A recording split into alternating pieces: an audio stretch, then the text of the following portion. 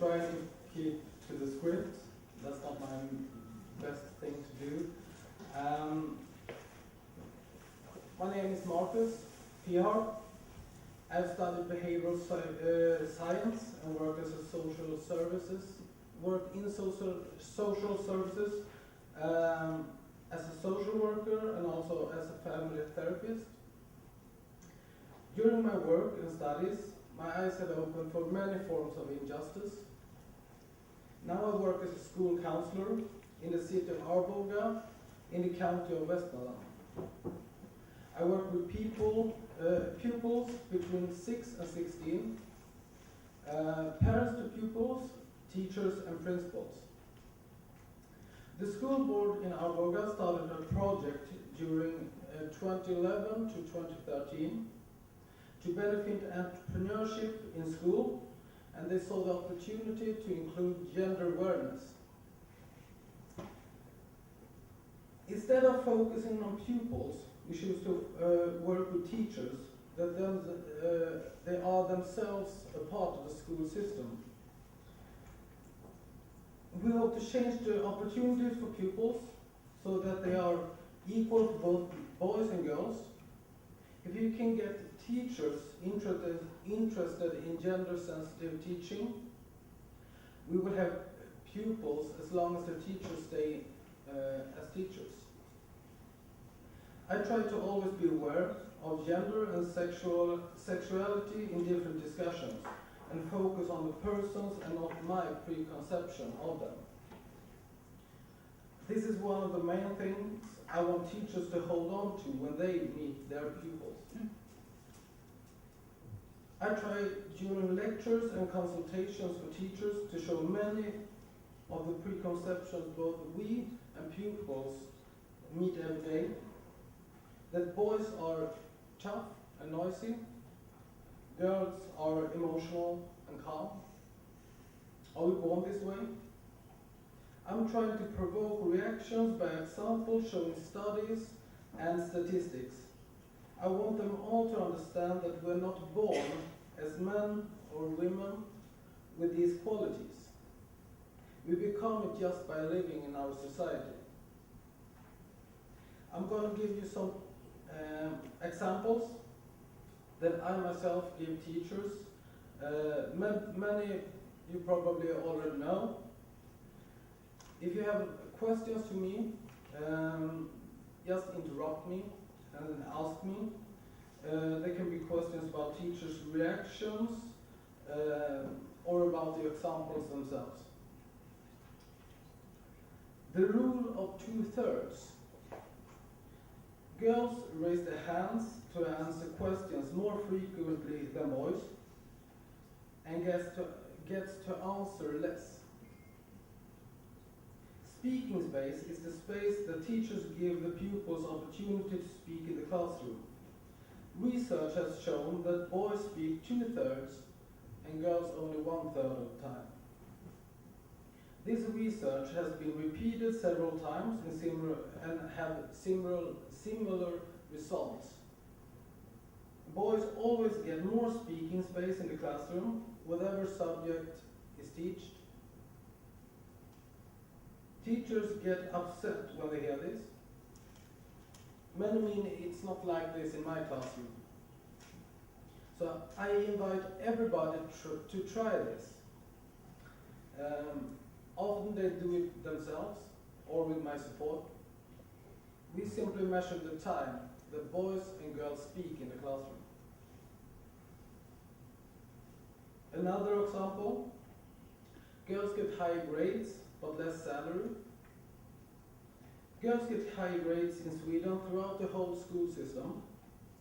Girls continue their education at university more often than boys. This might sound strange when you know that girls make 80% of what a man makes. If you give birth to a boy, he immediately wins the lottery. He will during his life make 3.7 million crowns, or about 410,000 euros more than he would have done if he were a girl.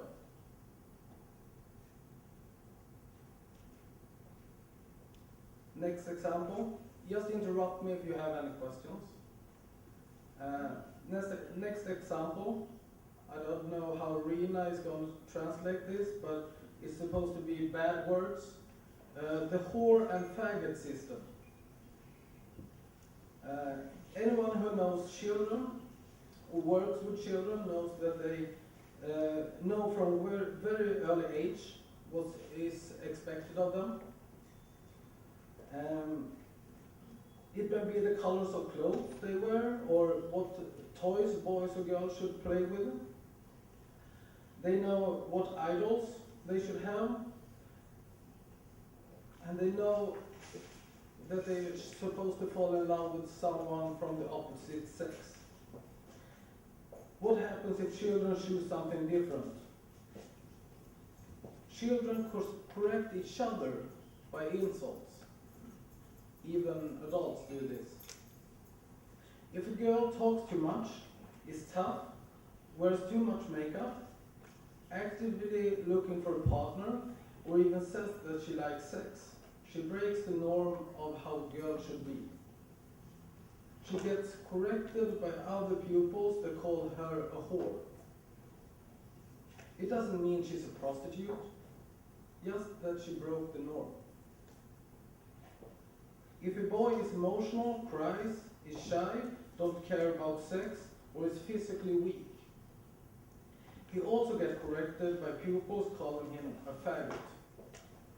This doesn't mean he's gay, it's just that he broke the norm. We call this system the whore and faggot system. As soon as somebody calls us a whore or faggot, we correct us so we fit into the girl or boy mold. This is important for us who works in school to know, because if somebody says these words, they're not just bullies. They're trying to correct the comrades to female or male stereotypes.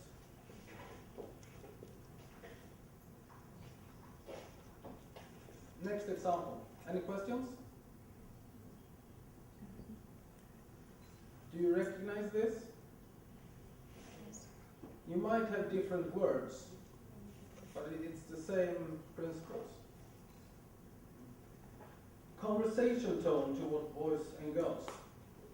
There has been research where they asked a test group if the person they heard talked to a boy or a small kitten. Instead of a boy or a kitten, they talked to a dog or a small kitten. Instead of a dog or a small kitten, the person talked to a boy or a girl. The test group said it was a dog every time they talked to a boy. Every time. And a kitten every time they talked to a girl. We have different conversation tone towards boys and girls. We talk with a softer, more sensitive tone towards girls, and a darker, more determined voice towards boys.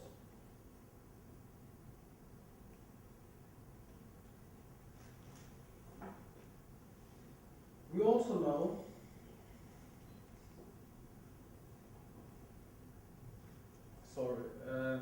I have to do this. It might be a masculine thing. You girls at the back, are you discussing the lecture? This is so interesting for me.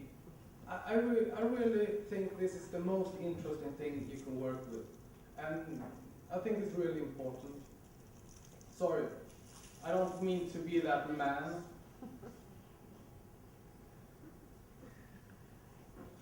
We also tend to talk with boys with short instructions, like say, be quiet, get dressed, stay. We talk to girls, and we tend to ask questions. Can you sit down? Can you stay?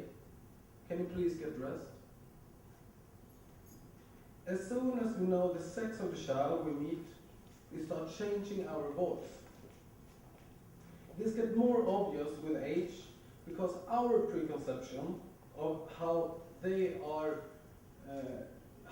want to be approached changes and get more stereotyped. The challenge is to give all the same good feeling from conversation. Teachers usually call back to me and say they have started to hear their own different tones in the voice when they talk to boys and girls, and that they are trying to change the approach towards boys and girls. This is quite easy if you just keep an open mind. Any questions? I don't like the typical stereotype way of lecturing.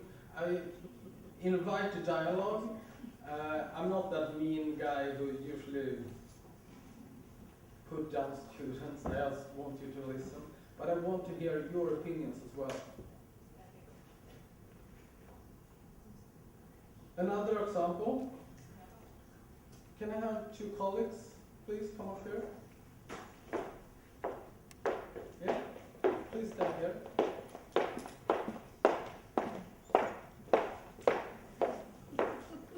Stand so everybody sees you. We look different. Different hair, length,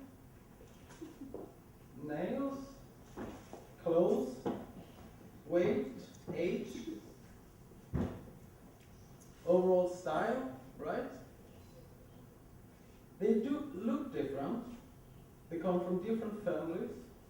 They have different friends, different relationships. Probably went to different schools. I know you live in different countries, right? Even that. You two as women are supposed to think the same way, despite all differences in your life and your appearance.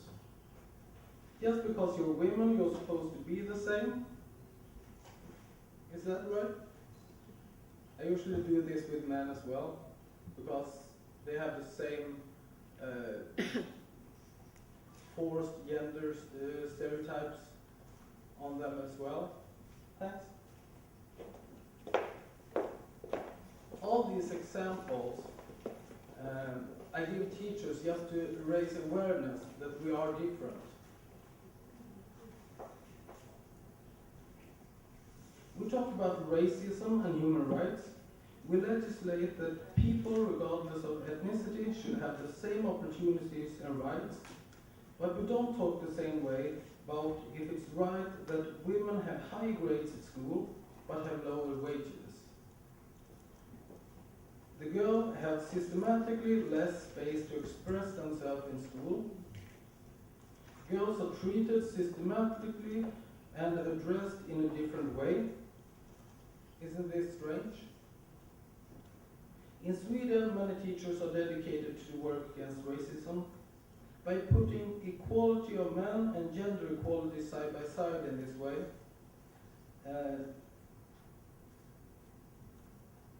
Teachers often see how important it is to lift both these components to prevent various forms of oppression.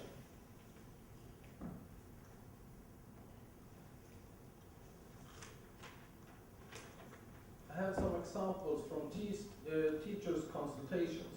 They often call me about students and ask questions, and I can meet teachers and principals, and we discuss the social behavior. Teachers contact me and need support and advice on a 7-year-old girl.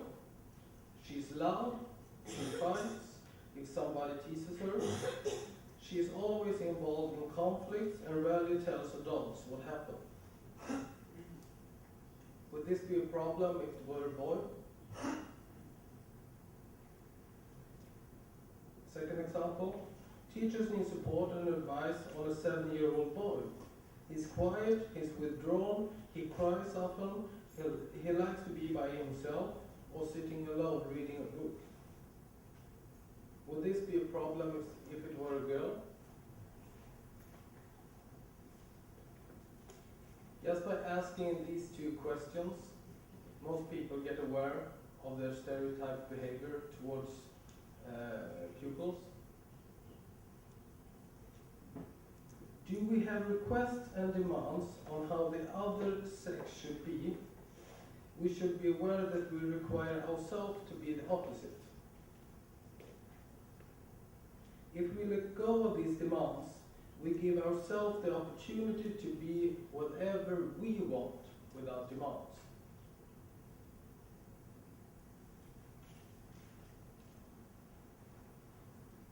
Another example, norm criticism. We know how much space we can demand in different social contexts, depending on different variables as sex, age, ethnicity, sexual orientation, disability, religious beliefs, and so on. We have more or less easy to make ourselves heard depending on these variables. If you're a girl, you're young, you're black, you may behave a whale, you're homosexual, and you have disability using a wheelchair. Imagining her, we have a hard time imagining her raising her voice, explaining her point of view in a group discussion or a lecture like this, right? It's easy for me to talk about these issues to people, and they listen. I'm a man, I'm almost 40, I'm white, I look straight anyway, I have male attributes, I'm bald, I have beard, little muscles. I don't have any kind of oppression holding me back. Maybe this is why many people listen more to me than other, much more skilled women talking about this. Is that okay?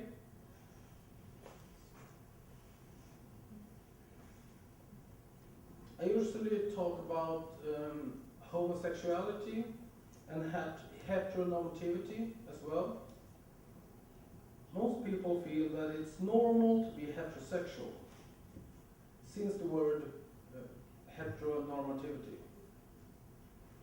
We should be aware that 5% of all people are homosexual. Doesn't matter what country, doesn't matter which part of the world, 5%. 1 out of 20, at least one in every classroom. Different studies have different results about bisexuality. They show numbers up to 30% that have over a period of time chosen to have sex with somebody else of the same sex.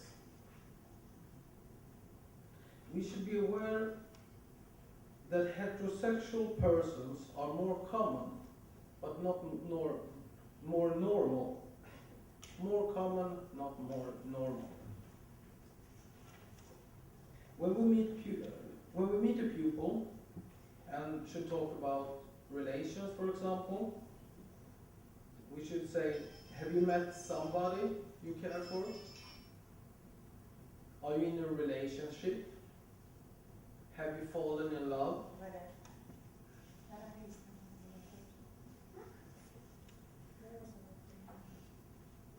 I thought she was going to ask me a question. I got real happy and yes, finally. Okay. Say hi from me. We should never involve our expectation of the sex the person meets and fall in love with. In biology class, we should always talk about the different ways of having children: insemination, surrogacy, adoption, as well as the usual way between a man and a woman to have children. If we don't do this, we don't take into consideration that the pupils that can't bear children, or the up to 30% who have a different sexual orientation. We discriminate at least one in every classroom if we don't do this, and up to 30%. All biology teachers I met start their sexual education class like this. Otherwise they will exclude pupils. and we want to include everybody.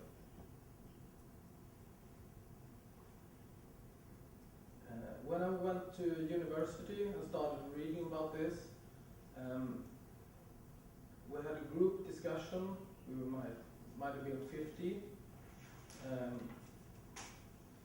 and we had a lot of feminists who were putting boys and men down instead of raising us all. So I said, the only thing women can do that men cannot is to bear children. And everybody got really, really mad until they asked me. Because otherwise, I think we're the same. The only thing that do us apart are biology, nothing else.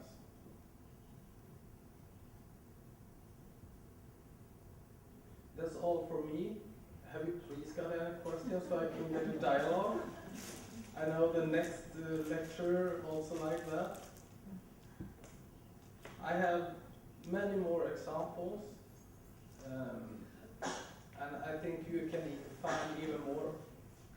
But please use these, because if you provoke reactions, you have to take a stand, and if you take a stand, you raise awareness. Thank you.